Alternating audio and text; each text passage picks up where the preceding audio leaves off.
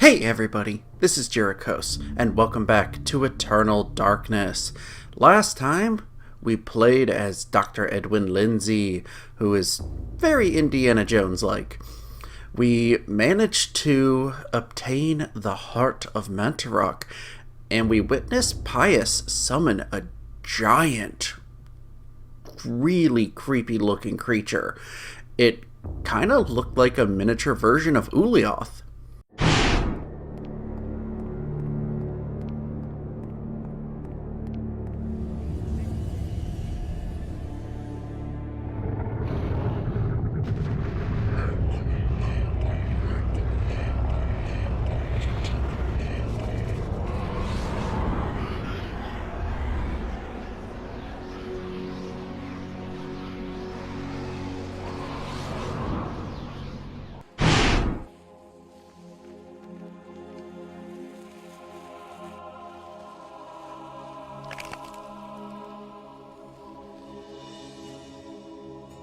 The accursed beast was dead, but not without its toll on me.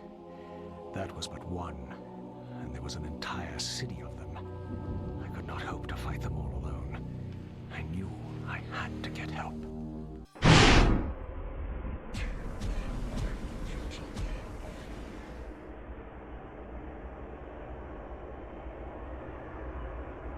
Our guardians have located the heart, Master. Before the month is out, it shall be ours. Do not underestimate the power of Mantarok, Warlock. Its power cannot be defined in terms you understand. For 7 centuries, its corpse has corroded your universe. And during those 7, the denizens of the region have been either destroyed or driven away. There is nothing, no one to stop us from collecting it. Mantarok and its essence lie unprotected in the jungle. Then waste no more time. Retrieve it immediately. And pray to me that you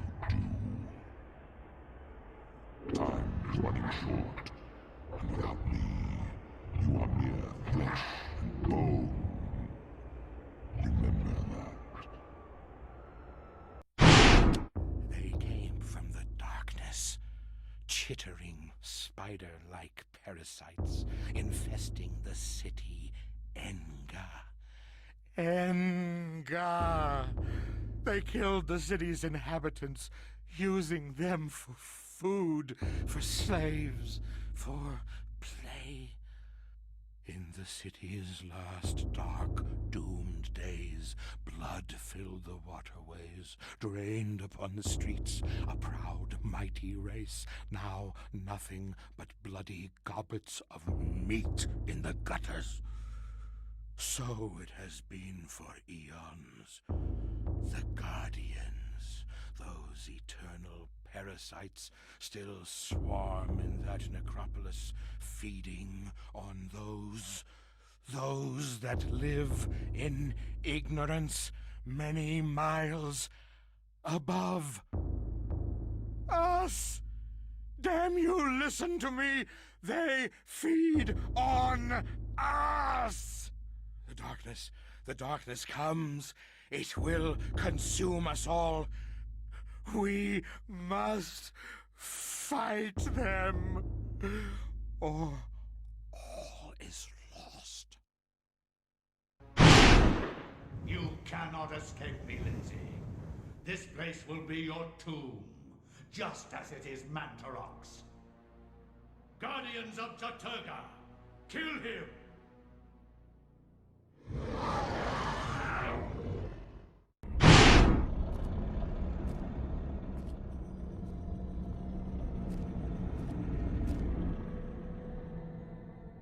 The power of Mantarok is not easily controlled. What makes you think I want to control it? Arrogant man. Kill him! Make sure you succeed this time.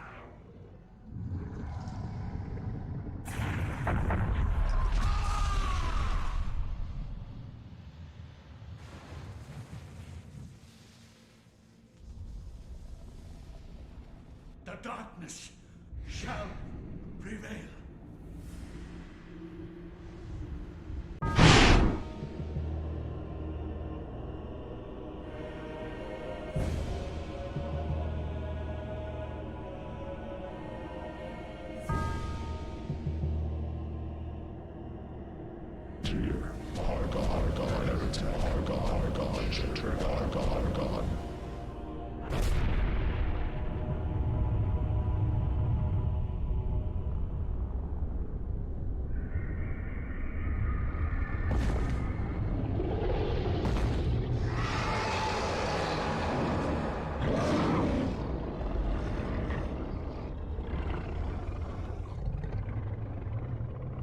I am not your food today.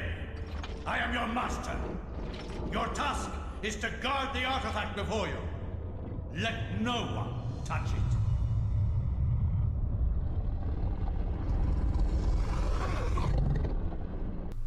It kind of looked like a miniature version of Chattur'gha.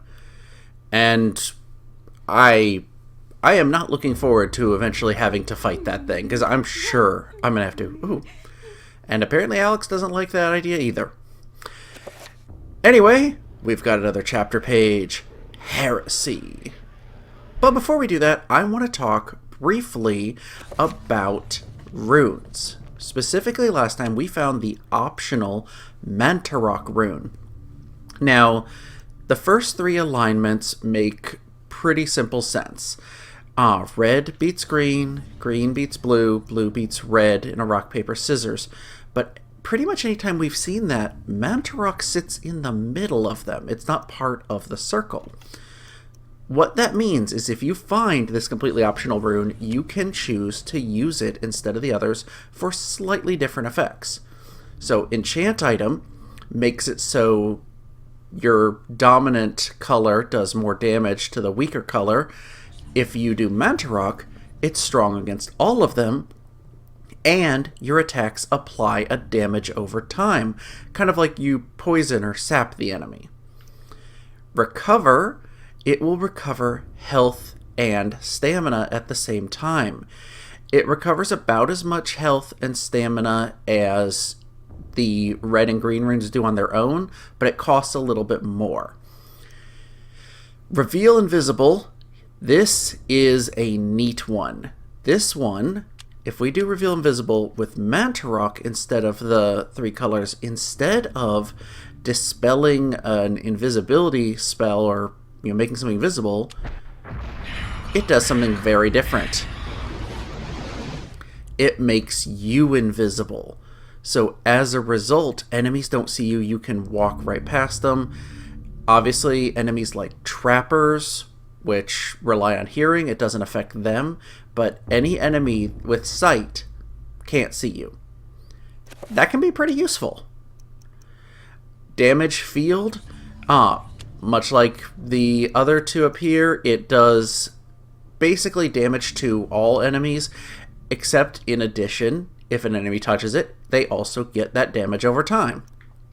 Dispel Magic, whereas before you had to pick which color to overwrite, so if it's a blue spell, you had to pick green to dispel it. Manta will dispel all three. Summon Trapper. The Manta rune cannot be used in summoning magics. The binding of Manta has weakened it, and it can no longer fuel incantations of this kind. Yep, you can't use Manta to summon a Trapper. But that's okay. All the Trappers are pretty much identical otherwise, so it doesn't really matter. As we get more spells, because you can see there are more coming, I'll explain what each one does with the Manta rune. Now, very important, for this LP, I'm not going to use the Manta rune at all. It's not really game-breaking, but it is a little advantageous, especially with some of the later spells. And if you're playing this through normally, you probably didn't find the rune, because you probably didn't go back for that spot. That being said, you're more than welcome to use it if you want, but for this Let's Play, I'm not going to. With that out of the way, let's launch into the next chapter. In Europe, during the time of the Inquisition, Paranoia and corruption ran deep. With the fear of devilry running rampant, the ancients' corruption extended far beyond mortal knowledge, corrupting all that could be corrupted. My researches uncovered an interesting incident. A Franciscan monk named Paul Luther was traveling through the region of Amiens during the witch hunts of the Inquisition. Now, under martial law, the Inquisition prevented anyone from leaving the town and its nearby cathedral, for everyone was suspect.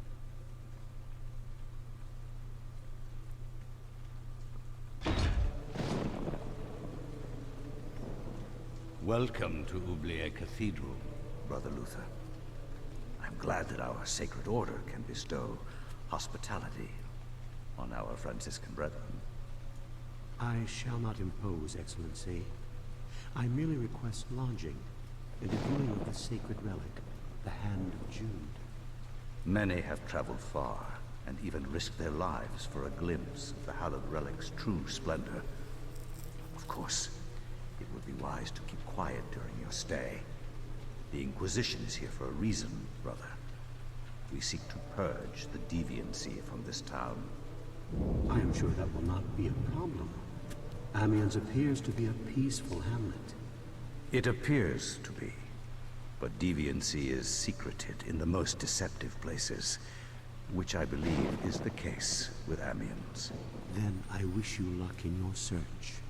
The Inquisition does not need luck, Brother Luther. Faith and purity are our guides.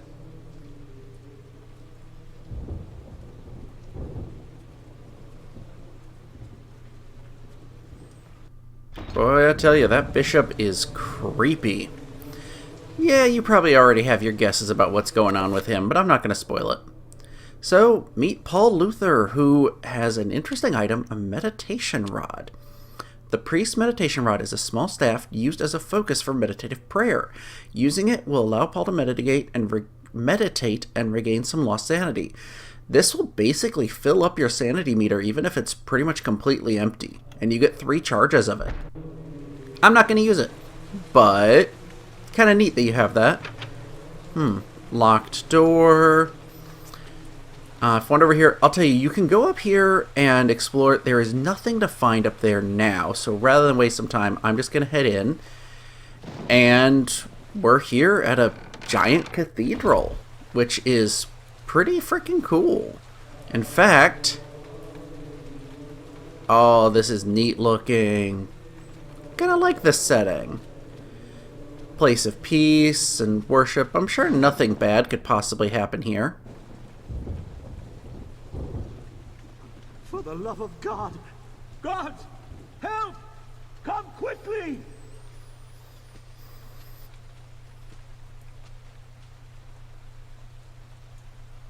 A murder!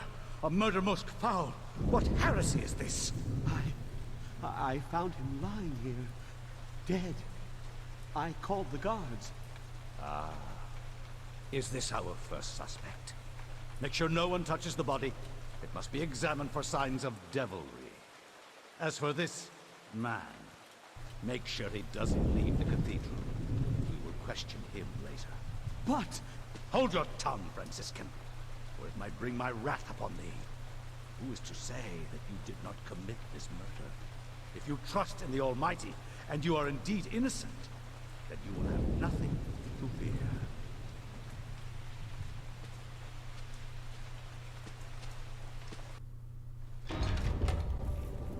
So, we were thrown into a room because we found a dead body and they say we did it. The door is locked. Luther is being held under arrest, waiting for judgment and trial at the hands of the Inquisition. Yeah, Inquisition is not the nicest of people. A somber portrait of a monk stares icily from the wall. Something about those grim, staring eyes sparks doubt and suspicion in Paul. Is this the face of a holy man? We'll keep wandering around and take a look. Maybe we can find... Actually, what's this first? A framed fragment of written verse. It is in Latin and makes references mostly to diabolical entities and how man is dominated by them if he strays from the rights of protection.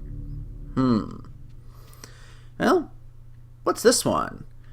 The painting captures Paul's attention. A small emerald, disguised as part of the painting, glints in the candlelight as though it has some value beyond a precious gem. Should Paul try to retrieve it? Sure.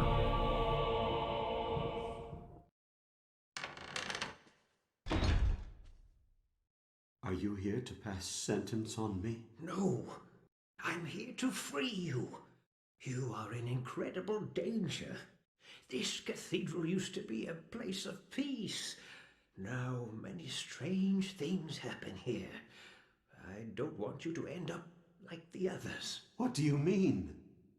The body you found was Brother Andrew, and he was killed to protect a secret. We can't talk about it here. Find me in the bell tower later, and I shall aid thee further. Why are you releasing me? I don't want to see another innocent die like your Franciscan brethren. I have seen Brother Andrew make numerous entries into his journal. This may contain the answers to the cathedral's dark secrets. What can I do? If I were you, I'd run. They will surely hunt me if I run. This has to stop. Then be it on your own head, Luther. Find Brother Andrew's journals if you can. He spent time in the old tower investigating.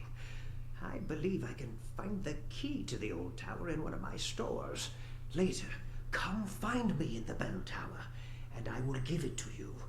Be swift. We can't evade them forever.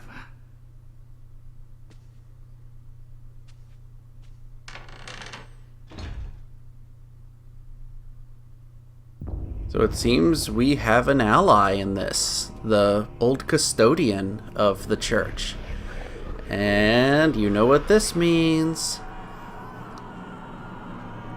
Now, interestingly, there are no new statues. Edwin Lindsay isn't here because he didn't die as a result of the Tome of Eternal Darkness.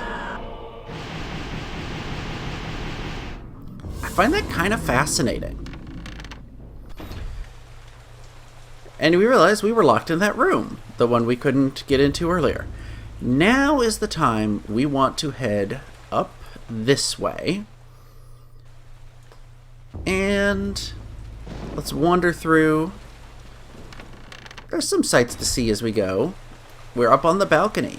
You can see some stained glass windows. You can kind of look more closely at them. You also can come to the front here and get a view of the cathedral. This is kind of cool. I like that you can kind of pan the camera up and down. It's neat, the effort that went into that. But if we head over here, uh-oh.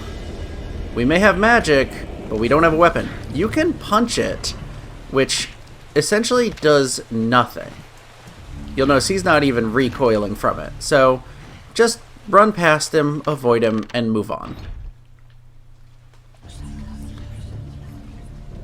If we'd come here before, the zombie wouldn't have been there, but otherwise it's almost identical. Paul is nervous about ringing the bell, fearing his own capture. It is the custodian's task to ring the bell at appropriate times. Perhaps he'll be by later to ring it? Should Paul ring the bell anyway? Yeah, because we've talked to the custodian, we have the option to ring it.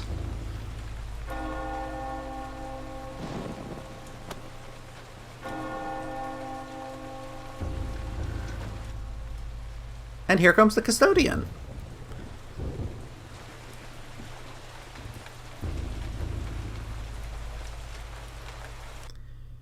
Ah, Brother Luther, not a moment too soon. As you have noticed, dread things inhabit this place. Shambling corpses, and worse. There is darkness at work here, in the midst of the Inquisition. I suspect it is worse than that, but I have no proof. Brother Andrew knew this also, and paid the price for it. Why are you telling me this? Perhaps you can finish off what Andrew started. Take this key. It unlocks the old tower. It has been sealed off since the Inquisition arrived. I intend to uncover the truth behind this. If you manage to uncover the source of darkness, return here, and I will do everything I can to help. Till then, brother, may your faith protect you. Paul gets the old tower key. So, oh wait, forgot to check the emerald. The emerald's deep green surface reflects the light inside it perfectly. Its cut is the work of a master craftsman. Cool. And the old tower key, a large rusted iron key. Maybe we'll find a place to use that. Let's go ahead and head back down to the main area of the cathedral proper. Run past this guy, can't fight him. At least he doesn't take extra sanity for seeing us again. Head down. And go back in here. Now, an interesting note, when you come in this room the first time, you can go around the side and go up beside the pews to avoid triggering this cutscene that happens right when you get here. But there's not really a point. You can get a few random items earlier, but it's not worth it. A torch hangs upon the wall. I mean, this is about the only thing I could think of. Get yourself a torch and then you could fight that zombie up there, but you can just run past him. We go in here. Let's wander around. What can we find? The woodcut shows an act of blasphemy. A host of demons prey upon humans like they were playthings, disemboweled by mocking demons, eaten, or tortured by other carnal deviant acts. That's more than a little disturbing. The rat carries robes and cloaks for ceremonial use. As Paul draws the ropes back, something tumbles from inside. A podium key. That could be useful. Heavy wooden chest sits against the room's wall. It appears to be old and worn. Let's open it. And we get a crossbow. That's so fun. So, an actual weapon here. A woodcut depicting the effects of a plague. The spirit of death incarnate casts final judgment over a wealth of victims. So, crossbow only has one single shot. And I'll go ahead and tell you right now, it's mostly worthless. But we'll hold on to it. There'll be a couple moments where it might be useful. Let's head up and look up here. What is this? An organ? Playing the organ is a daunting challenge for someone like Paul, who has no musical talent. Paul could probably play the organ if there was some music to play. Remember that for later. The altar is bereft of holy adornment. No crucifix, no Bible, no sacrament of any kind. Paul's disturbed by this sight. What faith does the order practice?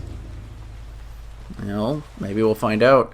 Head down behind, and we come to an interesting little area here with a side room. Get some crossbow bolts, extra ammo, always nice. The Spartan bed shows how the Order treats its visitors. There's no sign of the Order's own quarters, and this chills Paul to the bones. The only man that doesn't need a bed is a dead one. The desk bears a leather-bound book. Yeah, let's take it. The Book of Reliquaries. This is the Forgeries of the Reliquaries, dating back to the late 13th century. Exquisitely illuminated and bound with hard leather, it reads, "Doubtless many obscure orders requiring more income than can be garnered from the tithe resorted to forging ancient relics to bring people from outside their region to their diocese, and thus become more lucrative. While it could be said that a false hope is still hope, relics such as Cuthbert's jawbone, the hand of Jude, and the infamous thigh-bone flute of Connaught, while being forgeries, deceive the righteous unjustly. Their existence as true relics is the utmost heresy." Yeah, a little bit of real history there with, false items used to trick people and get more money. Now, if we wander back around here, what is this? The bellows mechanism supplies the organ upstairs with air. It requires an expert hand and attention to keep in working order. Talking about the organ again. Kind of neat. And, oh, hello. Near the organ, a steel mace is mounted on the back wall by means of a display armature. This is our weapon. A weapon covered with spikes and flanges that focus force upon striking. The mace was effective against an enemy wearing chainmail. Although usually directed against the head, a mace blow to a limb could break bones even if the armor was not pierced. Let's absolutely equip that. Something tells me it's going to be useful. Now, wander in here, got some crossbow bolts. Had you come down here before triggering that cutscene between the pews, the custodian would be standing here and he would basically wouldn't let you through. Oh, you can hear them. Grab your crossbow and shoot the trappers. Otherwise, they will get you. I'm pretty sure there are 3 of them in the room.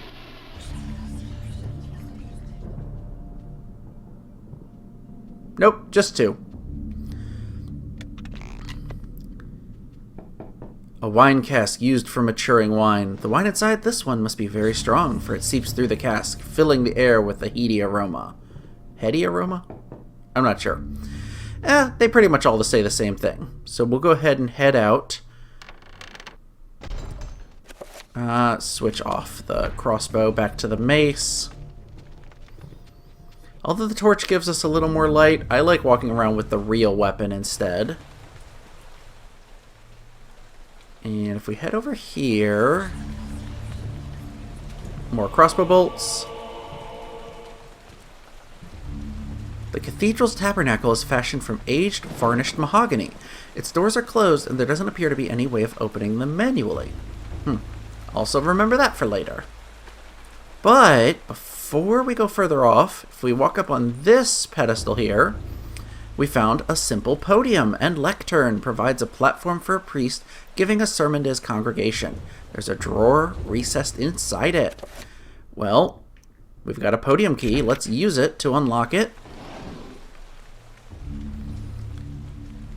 And we find a diary page.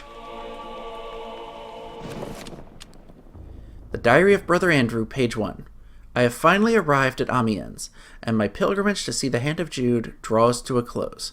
I cannot wait to lay eyes upon the sacred relic. My journey here has been arduous, and it shall be good to relax for a while in this peaceful village. Amiens is full of good people, strong in their faith and their role in our world. If the blight of witchcraft is present in this world, then I doubt it is in Amiens. Well, interesting, but doesn't really give us any proof we need of something going on. Paul notes the door to the old tower is locked, so it tells you this is the way to the old tower. We finally have the key. Let's open it. And that's not good. Actually witnessing a bone thief taking possession of the guy. Now that we have the mace, though, we can take him out. If you'd come in here with just the torch, you would not have been able to defeat him. One more hit. Oh, nope. Got him. And how's my sanity? Let the sanity stay low. And you may notice, old tower. Yeah, this is the same old church that Anthony explored. Ooh, and if we go over here... we find a new scroll. A scroll of aged paper sits on the dusty altar top. Seems to have been discarded. Paul has acquired the shield spell scroll. We already have the runes for it. Let's look at it. A tattered scroll with curious writing and diagrams. From all manner of magic will you be protected when encased in this geas. The alignments can help, but never hinder, for within well-conjured magic comes greater protection. So, depending on your casting of it, it'll do slightly different things. No matter what, when we cast the shield spell, it will put glowing orbs around us. Each one will defend a hit from an enemy. Sometimes 2 hits, depending how weak the hit is, and it'll knock the orb away. When the orbs are gone, you'll take damage again. Interesting note, if you cast it with the green Xel'lotath spell, it will also get flung away when enemies try to see you and sap your sanity.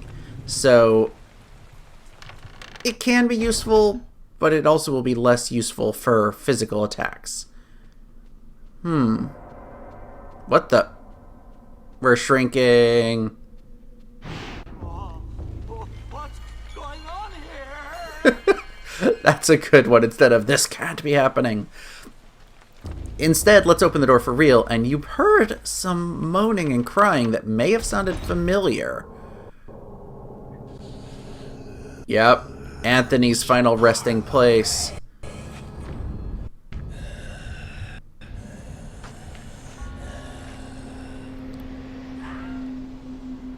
Thankfully we have the shield. With the shield, just go in, wail on him. You'll see each time he hits me, it knocks him back and gets rid of one of the orbs. Hit him one more time, and he's knocked down. Whoops. No, I forgot. I need to put shield on... I don't want to use reveal invisible. Put shield on that one. Recast the shield spell. Now let's keep attacking him. And do enough damage. And he's down. Sorry, Anthony.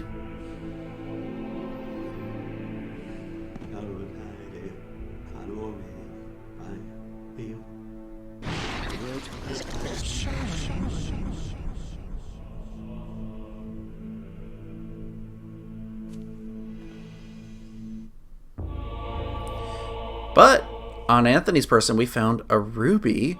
And if you acquired it as Anthony, you get the 2-edged sword. So, no, don't want to use it. Check it. Deep crimson ruby, cut with intricate care and workmanship. And, again, very, very special looking blade. Not blade, gem. But we got a 2-edged sword. Let's enchant that.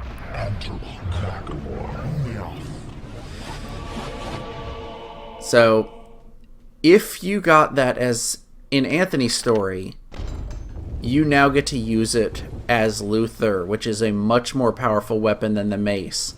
So, kind of cool that unlocking one thing in one chapter gives you a bonus in another. Ooh. Oh yeah, instead of 3 hits to take him out, 1 hit to take out that bone thief. And what's this? A sheet of music lies upon the bookshelf. One wonders what it sounds like. Well, perhaps we'll be able to find out. Also, lying on an abandoned easel is a sheet of tattered paper covered with scrawls of ink. It's another diary page. Let's read what this one says. Diary of Brother Andrew, page 2.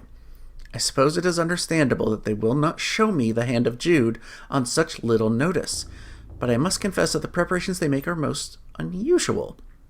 No acts of consecration, no daily prayer or worship are demonstrated by this strange order.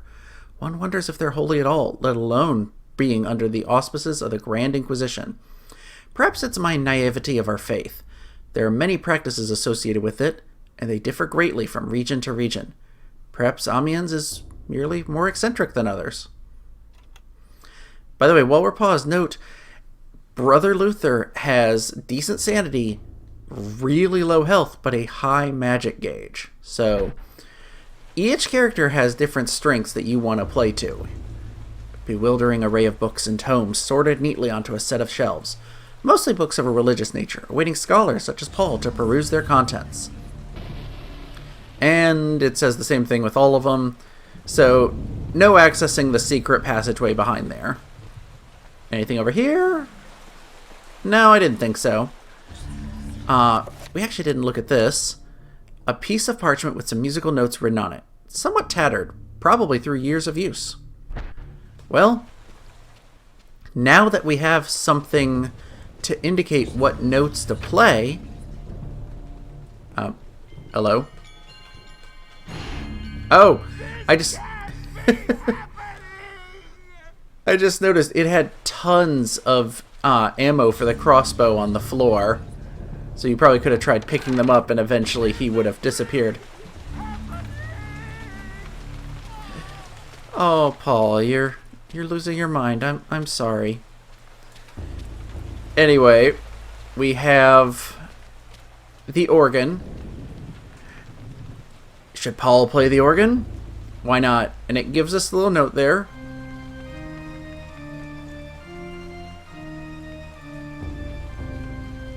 Play the notes as they are on the sheet of paper. And get an absolutely killer melody playing. Ooh. This is something I've been looking forward to. Let's go ahead and grab... The tabernacle's almost empty. There are none of the things that should be there, such as holy water and other ritualistic items. Only a circle of power lying on the lower shelf. Let's grab it. This is pretty cool. Paul has acquired a circle of power. Paul has acquired a 5-point circle of power. Now, each of the 3-point spells can be powered up by using the power rune, which we don't have. So we can't do anything with that yet, but again, remember it. It will play out very soon. Anyway, now that we have the emerald and the ruby, where is it? Yeah, emerald's all the way down there, and we've got a nice shiny 2-edged sword, I want to go back into the wine cellar. Oh, you're running out of stamina. Now, we noticed it makes a noise like you're tapping on it when you inspect it. And this one's different. Knocking on this cask results in a hollow thud. It's empty. But why, when all the others are full of maturing wine? Should Paul turn the barrel's spigot? Sure.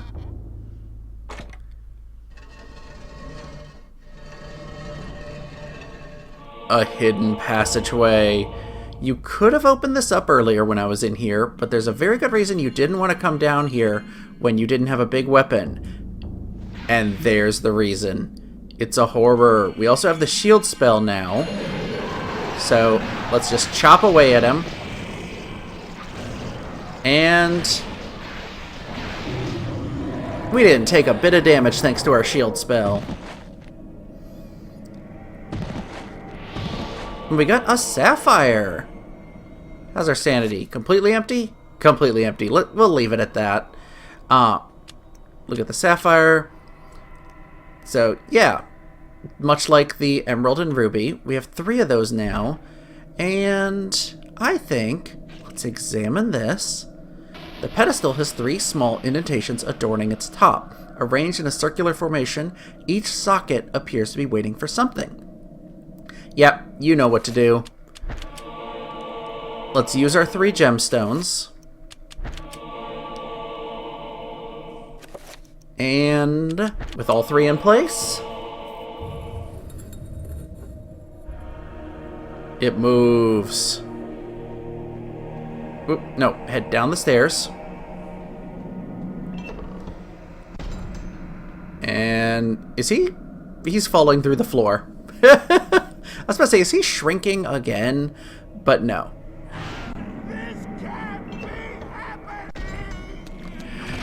Here we go. Got a couple of Manta zombies. Now you'll notice our shield is gone. I probably want to refresh that. Yeah, let's go ahead and refresh it before we go through the door. Because I forget what we end up fighting going forward. Oh! Yeah. A bunch of these guys.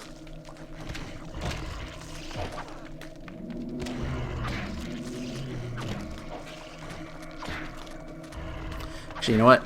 I forgot. With the 2-edged sword, overhand chops are better. And I need to finish some of these off so they don't regen and grow back. Nope! Don't go through the door. Finish him off. And I'm going to take a hit, aren't I? Oh, I dodged him. Come on. One more hit, I think? No. Wow, a bunch of hits. There we go. And we get a new magical rune. Finish him off, sure. Fun thing, you'll notice the bust, the statue following us. If you regenerate your sanity a little higher, I think over half, he stops following you mid-battle. It's kind of funny. So we got our last rune. We don't know what it is.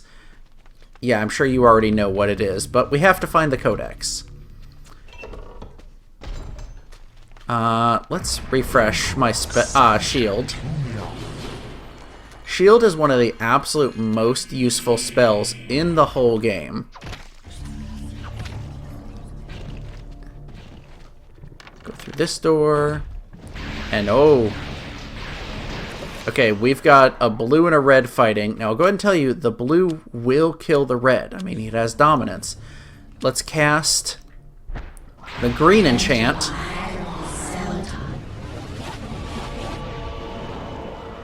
So, let them kill each other. Or at least wound each other. Yep, red is down. Run in. And take him out.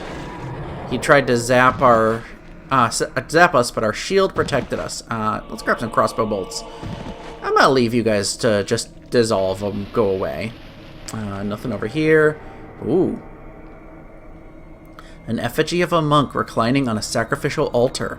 A deep groove bisects its chest. The monk's face looks almost exactly like the custodian. The inscription reads, "Only when thy friend is sacrificed, when his cries fill the air, will the great doors be opened to thee." Nothing we can do with that. Let's go ahead and head through this door. Oh, more zombies. Love having the double-edged sword. Makes defeating these enemies a breeze. You know what? Let's heal a little. Since they're sapping our health, since the sanity's completely empty. More crossbow bolts that we really don't need. Arcane documents and treatments of the demonic arts. Paul daren't touch them for fear of the taint of evil. But we know for a fact this shelf appears to be recessed in the wall, not quite as flush as the others in the room, almost as if it could slide inward. We know for a fact that there is a pathway behind this. And, oop. Get rid of you guys. Yep, go ahead and swing, that's fine. Notice it takes quite a few more hits because we're not enchanted with the proper alignment to defeat the red ones. But that's okay.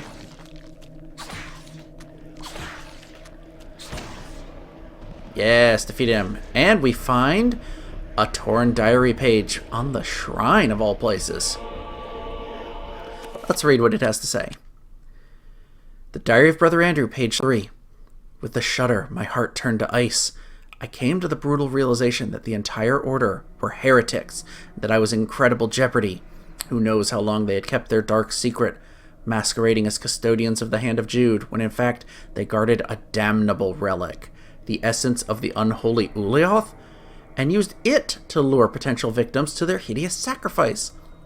I felt sick, and despite my faith, I felt intense fear and hopelessness. I know that I must escape this place before they suspect my knowledge. I must warn the world and notify the real Inquisition of their presence. Knowing death is just around the corner, and fearing every moment, I commit these words to paper. Augustine will find this book. I will remove certain pages and hide them, so that all who may follow might discover the truth before it is too late. Ooh, that seems like some pretty important information. Also important... Tucked into a niche within the wall, a stone tablet is found.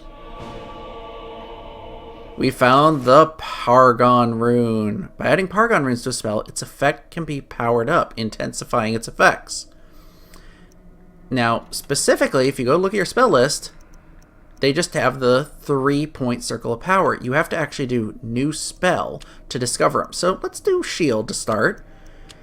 The shield spell uses Bankarok and Santak. So, new spell, 5-point. Let's do Uliath's our color. Bankarok and Santak. Then toss in some Pargons. And we have discovered shield spell the next level up. So let's cast that.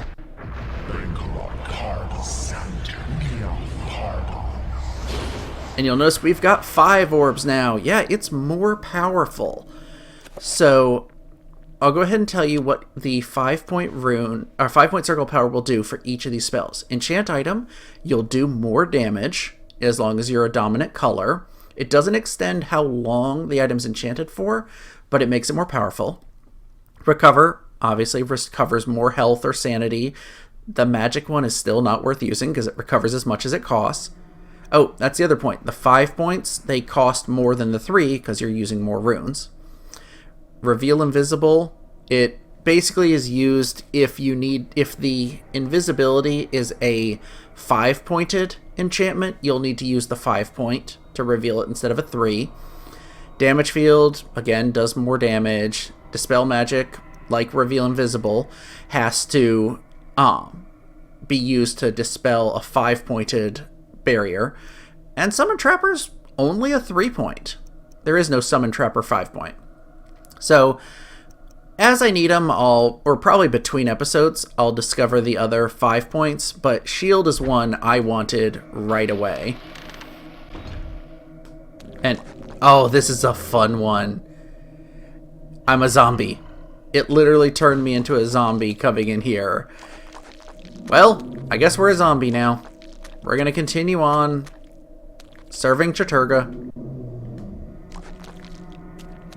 Wow, it's letting us go for a while, is this? I expected this to end sooner. Oh, there he goes.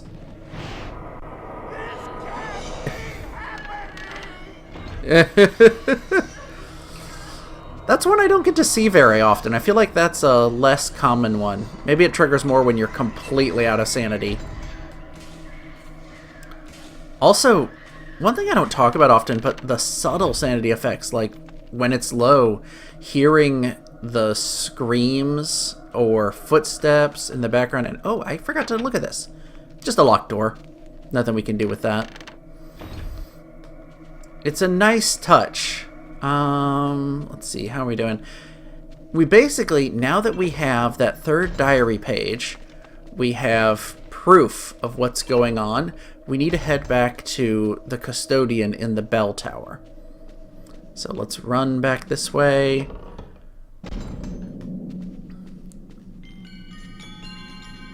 Pretty much have to go back the entire way, and I think... Are there... No, okay. I thought for some reason trappers respawned in here, but they did not. If you've killed the enemies along the way, there's not really a whole lot to encounter as you go. Now this is cool though, because... Oh! My head fell off. Well, let's wait a moment. There goes an arm. And another arm. And... torso.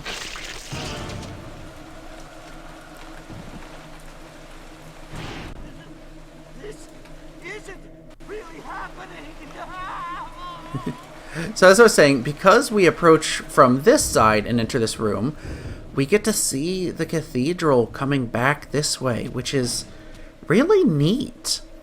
I love that they actually programmed it in so you could see it from both directions. It's a nice touch they didn't have to do, but it's fun.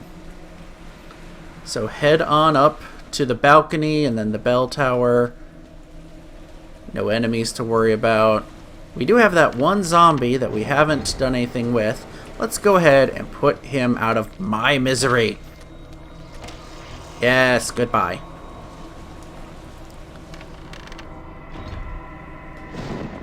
And head up to talk to the custodian. Brother Andrew suspected Augustine all along. I managed to find remnants of his journal, and it all points to Augustine's involvement with a paganistic cult operating inside the cathedral. Aye, the cathedral's dark secret has been uncovered. I too suspected this, but was too afraid to act. Augustine himself is a heretic. He has covered his tracks well, claiming that the sacred relic, the Hand of Jude, was stored here. He had those who came to see it murdered. The Hand of Jude never existed. And with that realization, the trap closes, brother. My days here are numbered. I awoke to find this cruel dagger placed upon my pillow this morn. It can only mean one thing. I know too much, and they are moving to silence me. I can only hope that what little faith I have left is enough to save my soul. Please, take this thing away from me. Its very sight troubles me to no end. May your faith protect thee, Brother Luther, for that's all you have.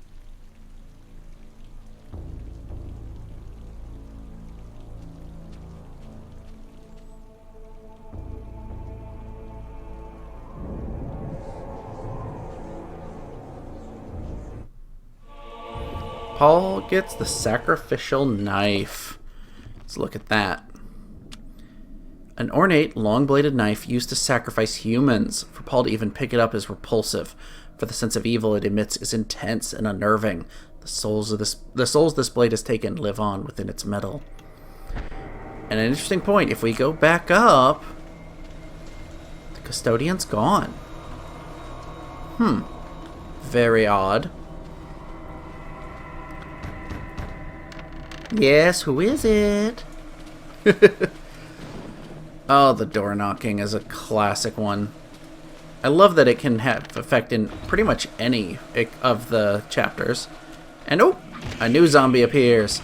Now that we've gone through that scene with the custodian, new enemies are spawning, including a bone thief down here. Took him out. I don't think there's anything in the main hall. We basically want to head back down to the catacombs and see if we can find some way to progress down there. There was that one locked door. Might be useful to find some way to get through it. And here we go. New enemies in here. Come on. There you go. Chop you guys up. And I believe... Are there trappers here? No, just the original trappers. But there's some in here. That's where I knew there were more trappers that showed up at some point. Shoot you. Reload. The crossbow is really only good for these trappers. It's not worth trying to use it on proper enemies because it just doesn't do much damage. Even like using ranged weapons on horrors can be helpful, but it's not really. Not here.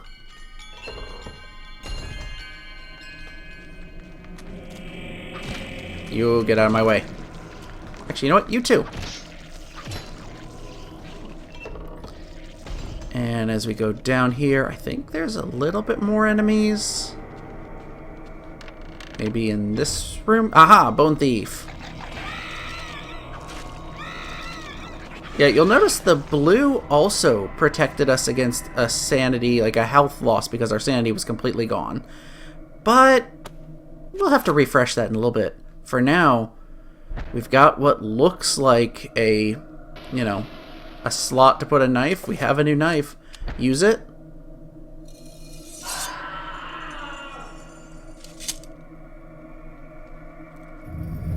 And a secret door opens. Still can't get in that one locked door, but let's head this way. And we have a 5-point barrier here. Paul's progress forward is blocked by a corrosive spell. Obviously, someone wants to keep intruders at bay, and this lethal magic is just the way to do it. Yeah, if you try to walk into it, it knocks you back and hurts you. Thankfully, I still have the shield. So, we need 5-point Dispel Magic. So, let's see. Nethlek and Redgamore. And where is it? Nethlek, Redgamore, Dispel Area, and then a couple Pargons. Now, I'll tell you, there is no reason to combine more than 2 of any of these runes to make a 5-point spell. Pargon is the only thing you add to go from Circle of Power 3-point to 5-point. Anyway, Dispel Magic.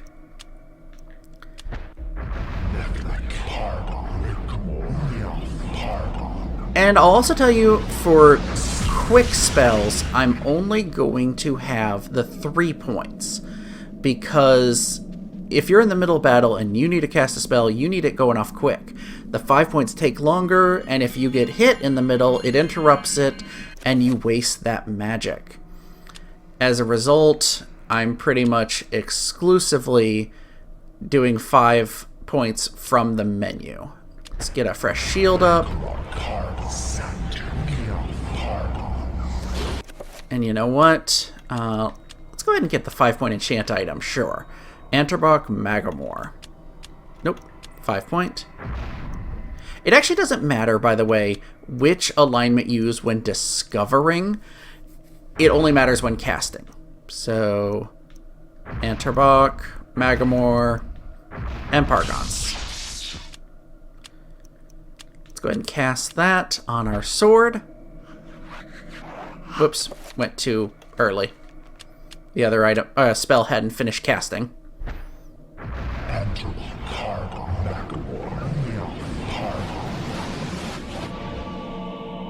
And a cool note, you'll see, I've never really talked about it, but looking at the items when they're enchanted, the top left rune you see is whatever alignment you chose, and the top right was a triangle, now it's a pentagon.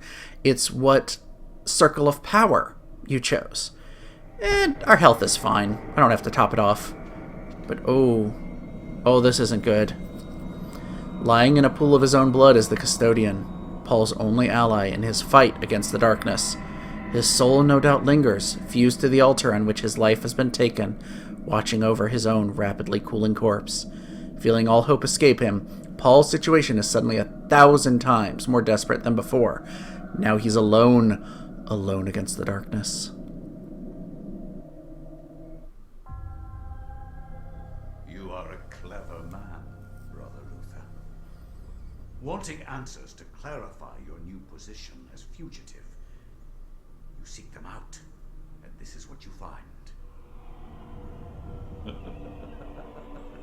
Tell me, what does a man such as yourself think of when he finds a viper's nest of heresy?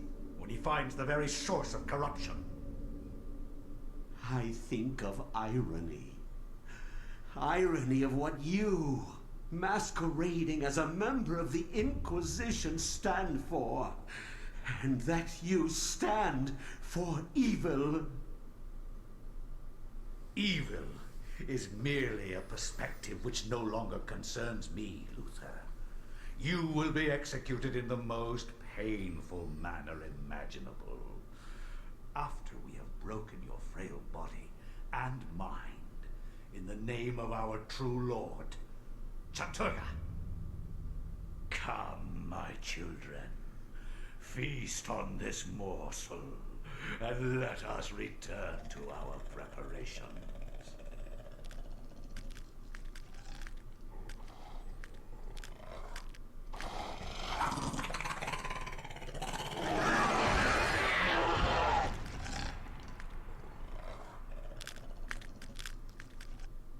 So we've got 2 bone thieves to fight, and that's why I refreshed my shield right at the start. And they're down. So let's chase after Bishop Augustine and hopefully try to put a stop to what's going on here. Oh, hello. Looks like he's going through that door we couldn't open. And thankfully, he left it unlocked behind him. So head down the corridor. I'm pretty sure at this point there are no more enemies to fight in these corridors, so just run through.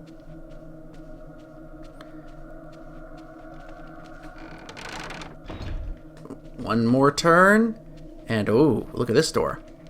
This door is decorated more than most within the catacombs. Sensing an immense evil behind this door, Paul wonders if the ceremony the monk had mentioned earlier is taking place behind it. Should Paul enter and put an end to the heresy? Yes, let's do this.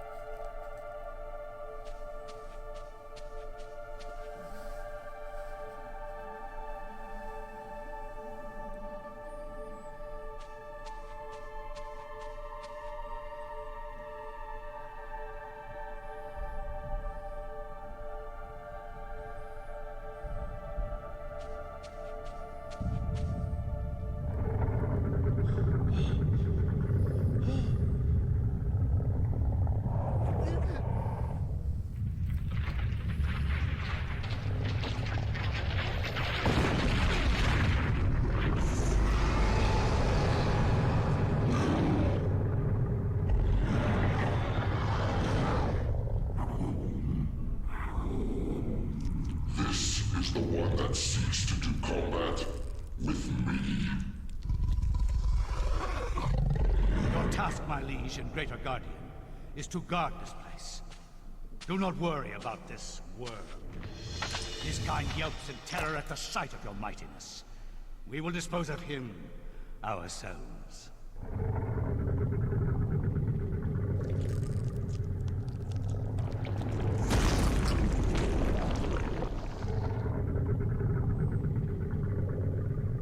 If I am to guard this place, then I will do it as I see fit. Be gone, leave me, and I will guard the artifact as you have instructed.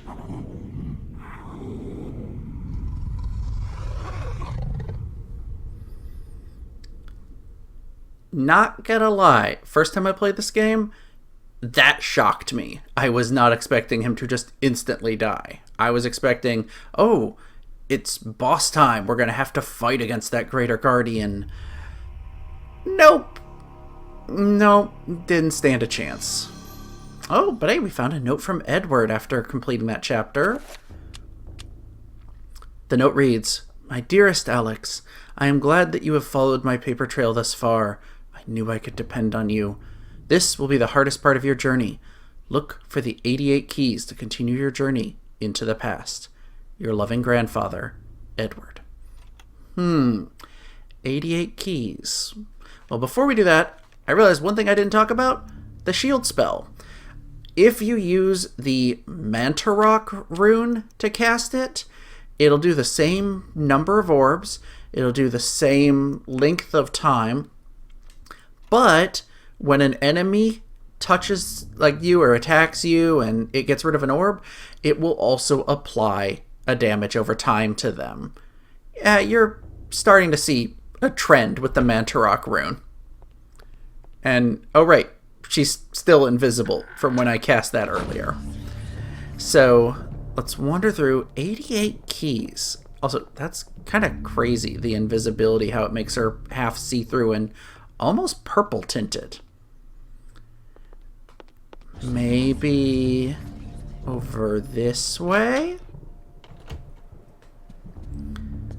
I'll be honest, I don't like the invisible spell because it feels a little cheaty.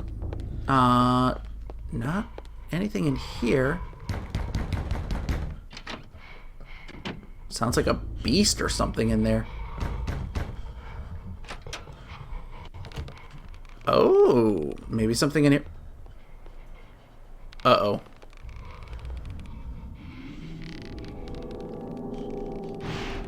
The darkness is coming. That's creepy. The way his eyes open to the end. But 88 keys? It's talking about a piano.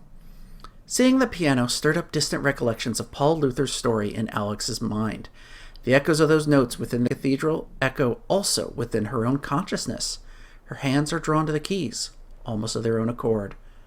Sure, let's play the piano.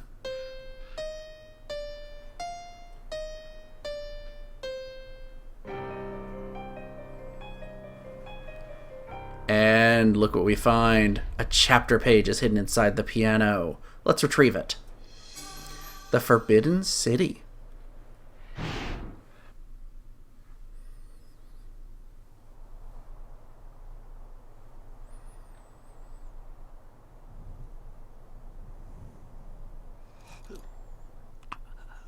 Who are you? I am your lord and conqueror. What manner of forsaken being are you? So, you can see me in my true form. You are a gifted man. Take this one and use him as the foundation for the pillar. He is special and should be given a special place among the suffering. Well, that's not creepy at all, is it? So, we have our next chapter page. We've gotten a new spell, a new rune, new circle of power. This is a pretty eventful chapter. We also saw Brother Luther get absolutely crushed. Poor guy. Next time, we'll check out the Forbidden City. If you've enjoyed this episode, make sure to click like and hit that subscribe button. And I will see you guys next time.